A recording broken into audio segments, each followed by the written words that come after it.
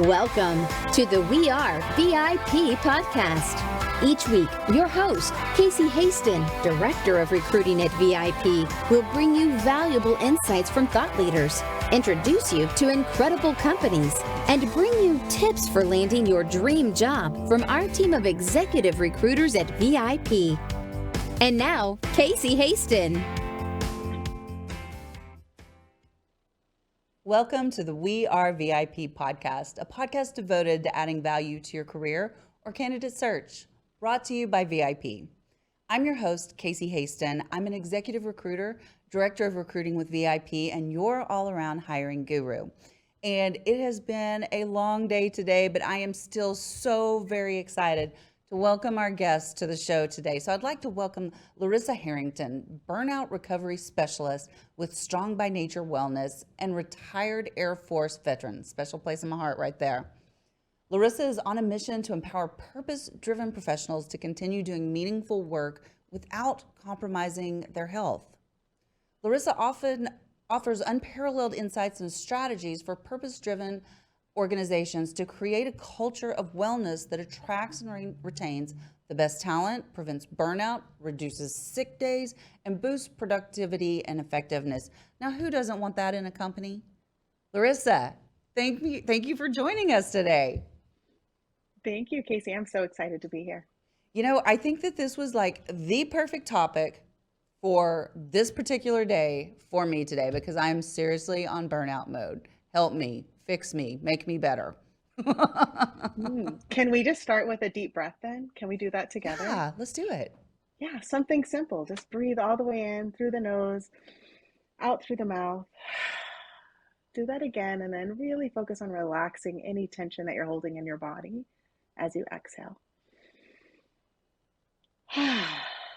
So sometimes it's just the little things that can positively impact us and make a huge impact. So hopefully it feels a little bit better for you. You know, and I know better, Larisa. I know better.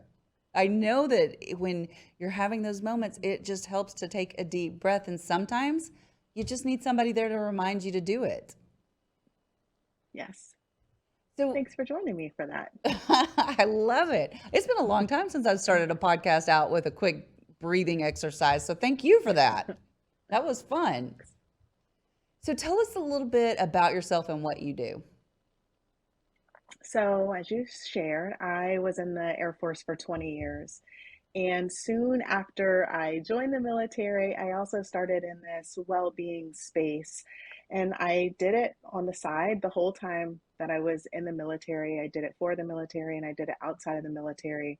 And when I retired in 2017, I realized this was the work that I was really passionate about, that I wanted to continue doing and really being able to support more people. So I work with individuals and organizations and offer mindfulness training, focus on emotional intelligence, burnout recovery and prevention, really helping to create a culture of wellness inside of organizations so that we can all do meaningful work in the world without burning out. Because that's really what I'm passionate about. Every single one of us has a mission here. We have work to do.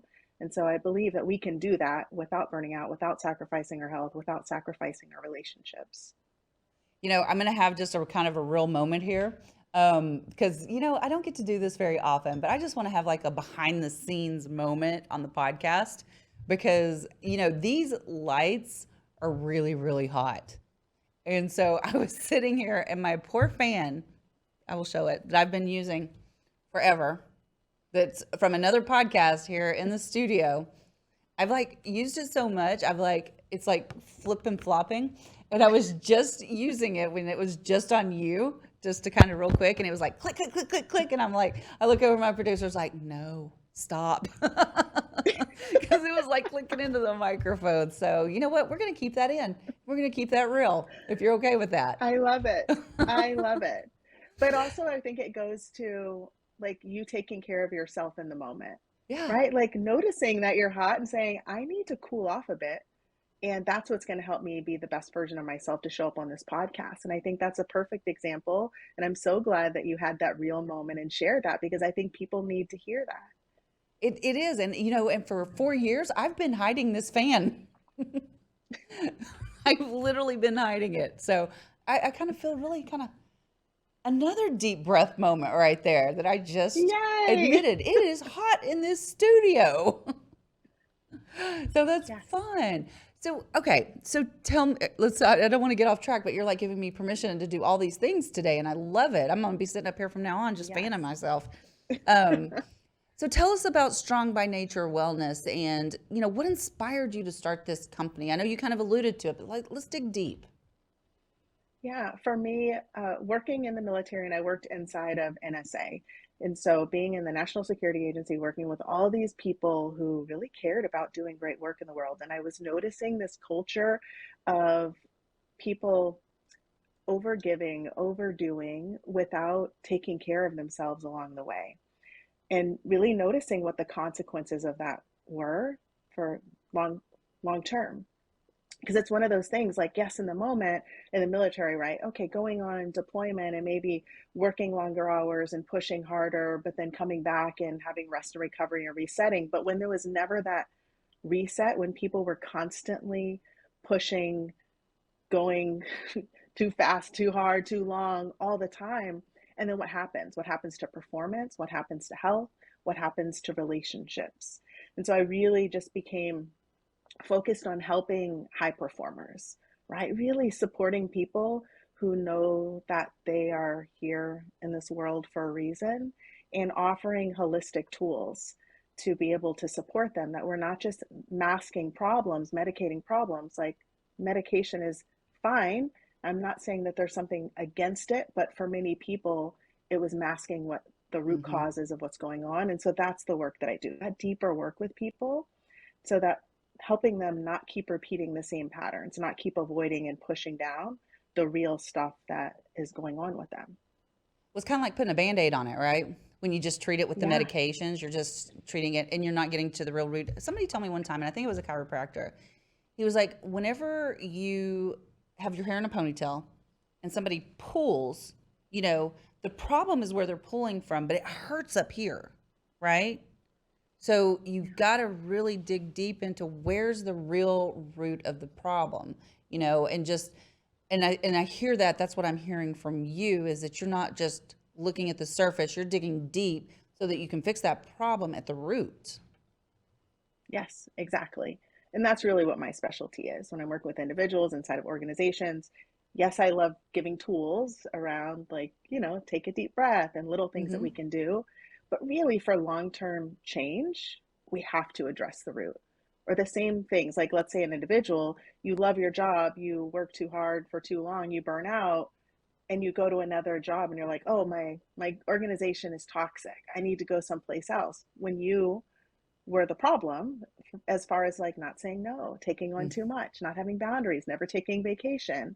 And so people keep repeating the same patterns in relationships and in jobs when they're not addressing the root cause. I am so glad that you brought that up because I see that so often when I'm talking to people as a recruiter, and that's what I do, that will tell me, well, it's a toxic workplace. And I'll start to ask, why? Well, I'm not getting a promotion. Have you asked? You know, and really, and then you start stepping back. And this is especially true of people that are further along in their career and you start stepping back. Well, you see the same problem in the last job.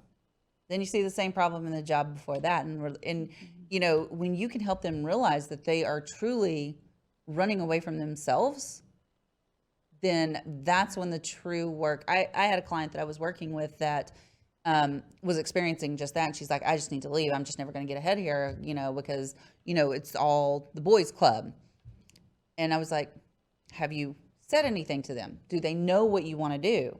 And she's like, well, no, they should know. It's a natural progression. They do this with the guys. And I'm like, you don't know the guys aren't having that conversation, you know? And once she started having those conversations, she started blossoming and she got promoted several times.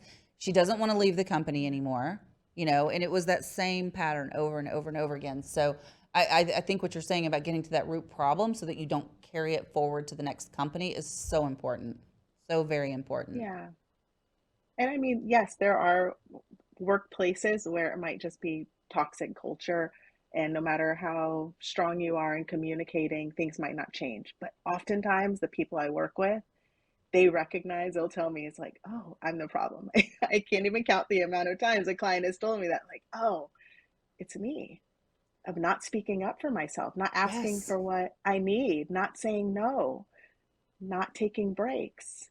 exactly. Yeah. And and it's interesting that you say that about not taking breaks because, and I hear this, when I've worked in I've been an entrepreneur for a long time. So I actually work in a corporate culture, and I'll hear people say, well, I can't take a break because they might think I'm not doing my work. And I'm like, if you're doing your work, you should be able to take a break, you know?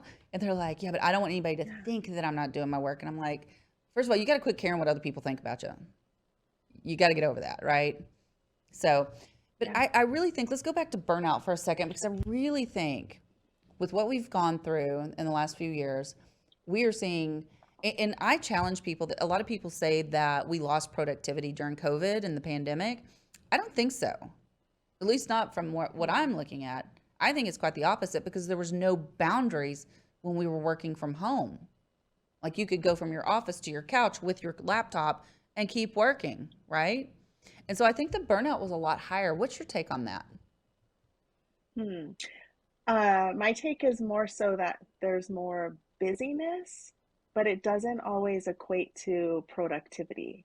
And so when we're looking at, yes, not having boundaries and people working from home and trying to take care of the home life and the work life, what I found is that there was actually a lot of burnout because people didn't have those boundaries in place, but it didn't mean that they were actually producing more as it relates to the work, or that they were as efficient or as high performing as it relates to the work. Right? Does that make sense? Like sometimes people were Mm-hmm. doing more, but not producing more because Gotcha. there was so much anxiety and fear and all of the emotions that were running through people while they were working, being busy, but it didn't necessarily mean that they were doing more actual work. That's an interesting take. And of course, a lot of this is just based on our office and what I saw during the pandemic. I Hmm. mean, like, we had one of our best years that first year, all working from home, Yeah. and but we're back in the office now, most of us on some kind of hybrid schedule. But yeah, I think that's interesting. Yeah. But I I never felt that I had to work outside of what I normally did. I just kept doing my same routine. I just did it from home, right? So I know Yeah. in burnouts, but still, regardless, burnout's a big deal, regardless of whether we were busy or productive. And so I know you're committed to assisting leaders and executives and entrepreneurs and making their greatest impact in the world. But what are some, and they want to do that while avoiding burnout. So what are some of the most prevalent signs that you see that lead to burnout? Yeah, so I will say that burnout in itself, when we are truly in burnout, where it's exhaustion, where you're not able to actually do the work anymore. So a lot of people are talking about, oh, I'm so burnt out, but they are still performing. And so I'll talk about what are those signs, which you're asking, right? What are those things Yeah. leading up to, which I think is so important that we recognize those early warning signs before we get to that place of true burnout where you're in the hospital. You're no longer doing the work that you care about. And so things to notice are, is there a shift in fatigue, right? Not being able to sleep, digestive problems, uh, irritability, frequent illness, right? More pain, like getting headaches, things like that. So it's recognizing the shifts in our normal. Is there something different? For some people, it's like, oh, I all of a sudden can't sleep through the night. And then I notice, hey, it's been a month and I'm not sleeping through the night. Are we paying attention to those little things? Because what happens is people are ignoring it, or what you're talking about before, like just medicating it. Like, oh, I'm going to take sleeping pills, or I'm going to drink a lot of alcohol to try to get to sleep. And then I'm going to drink a lot of caffeine to stay awake the next day. And then I'm going to take all these meds to mask or to, manage the headache, not paying attention that all of these are symptoms of something bigger. And so I think, yes, there's a time and a place if people need to medicate, but pay attention to what you are medicating and what you're masking, what you're avoiding, because ignoring all of those things is what leads people to burnout. Because burnout's not something that just happens in a month of overworking, right? It's a prolonged thing, Hmm. right? Where people can be on that slippery slope for months or years before they get to that place of like, I can't work anymore. I'm in the hospital. My body has shut down.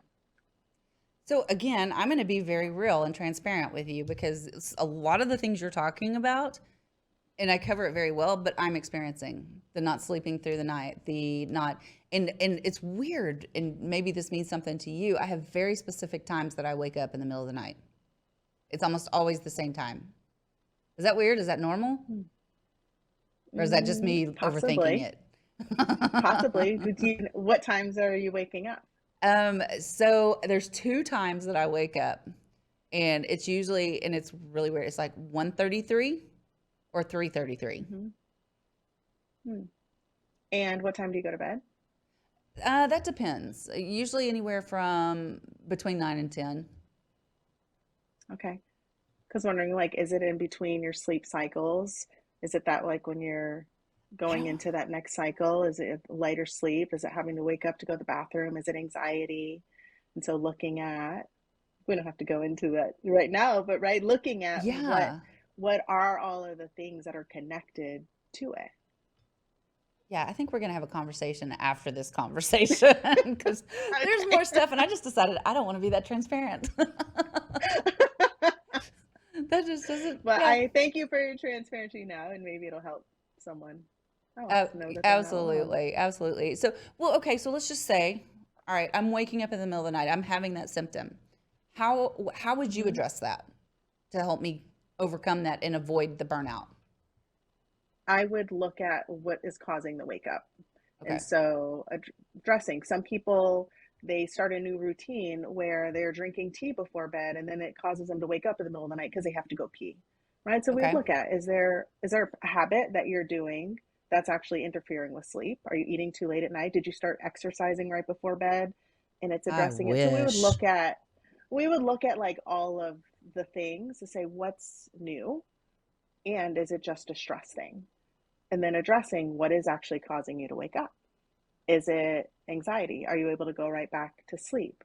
Are you experiencing pain? Like looking at all of the different stuff as far as what's causing you to wake up and is it causing you to stay up? And then what happens? What are you doing when you wake up? Because some people will tell me, oh, I sleep with my TV on. And then when I wake up in the night, I'm scrolling on social media and I don't know why I can't go back to sleep. Well, right, looking at some of those things Right. that we're doing that actually aren't supporting us in a restful night's sleep. So we'd look at stuff like that and then see are there, perhaps health things that are associated to it, or is it really just unmanaged stress? And how are we managing stress throughout the day? And is it just showing up for us at night? And I think, and I wonder too, if some of that, and this may be going too far off on a rabbit trail, but if some of that's age, if some of that's, just, changes in different hormones as you, get older that would cause you to wake up in the middle of the night too. But okay, back to burnout. I love rabbit trails. So what are some common tools that you use with your clients? I know you like the breathing, but what would be some other tools that your go-tos? My go-tos, really the foundation of all the work I do is teaching mindfulness, teaching people how to learn to pay attention in the present moment with curiosity, without judgment, without expectation. And so we do it as a practice where I teach people how to do meditation practices, but then also that we take the mindfulness, that awareness into the day, right? That's one of the tools. I also do embodiment practices, helping people really connect in with their body because the mind body connection is often overlooked. So helping people move things through the body. I'm also a yoga therapist and a functional strength coach. So that's another tool that a lot of my clients do is the strength based movement stuff with me, in addition to the breathing work. So I'm an executive coach too, and so we talk about like the cognitive stuff, but then I really work to help. Okay, let's talk about things logically because I only work with really intelligent people. So they're really smart. Like we can have those deeper conversations and then we move things into the body to help like fully understand and process things through. Well, and I love that you go back to that mindfulness and that really and truly, I think meditation is probably the best medicine for anxiety and for even burnout. And oh, here's something else I've noticed lately. So and I think I shared this in our pre-conversation. I'm a big Miracle Morning girl. and I have a morning routine that I do, which includes meditation. Here for the last month, I haven't been meditating every morning. And I really do feel off. Yeah. Because I have not been doing that. I just admitted that live to everybody.